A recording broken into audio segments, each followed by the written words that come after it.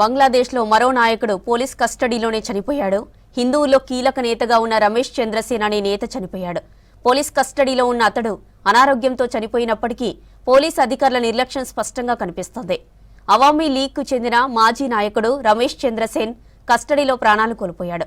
రమేష్ చంద్రసేన్ విద్యావేత్త, పార్లమెంటేరియన్, మాజీ మంత్రి. ఆయన గత 18 నెలలుగా జైల్లోనే ఉన్నారు.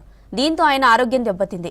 85 ఏళ్ల రమేష్ చంద్రసేన్ చాలా ఏళ్లు బంగ్లాదేశ్ జాతీయ రాజకీయాల్లో కీలక పాత్ర పోషించారు. హిందువుల్లో కీలక నేతగా ఉన్నారు.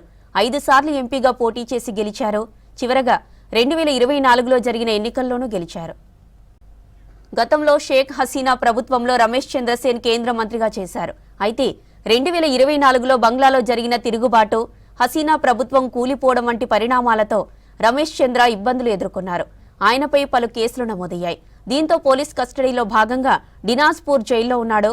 వృద్ధాప్యం రీత్యా పలు అనారోగ్య సమస్యల్ని ఎదుర్కొన్నారు. ఈ మధ్య సేన్ ఆరోగ్యం బాగా దెబ్బతింది. ఆయనకు చికిత్స తప్పనిసరైంది. నిన్న రాత్రి ఆయన పరిస్థితి విషమించడంతో కస్టడీలోనే ప్రాణాలు విడిచారు. మెడికల్ కాలేజీలోని ఎమర్జెన్సీ డిపార్ట్మెంట్కు తరలిస్తుండగా చనిపోయారు.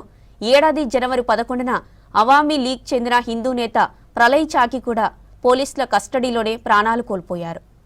జైల్లో రమేష్ చంద్రకు సరైన ట్రీట్మెంట్ అందించలేదనే ఆరోపణలు వస్తున్నాయి. ఒక కేంద్ర మాజీ మంత్రి, ఎంపీగా చేసిన వ్యక్తికి నిబంధనల ప్రకారం అందాల్సిన వైద్య సహాయాన్ని జైలు అధికారులు అందించలేదని ఆరోపణలు వస్తున్నాయి. జైల్లో అతడిని అనేక ఇబ్బందులకు గురి చేశారని అతడి సన్నిహితులు, అవామీ లీగ్ పార్టీ నేతలు ఆరోపిస్తున్నారు. రమేష్ చంద్ర మరణాన్ని స్థానికులు, ఆయన సన్నిహితులు ప్రిజన్ మర్డర్, కస్టోడియల్ కిల్లింగ్గా అభివర్ణిస్తున్నారు.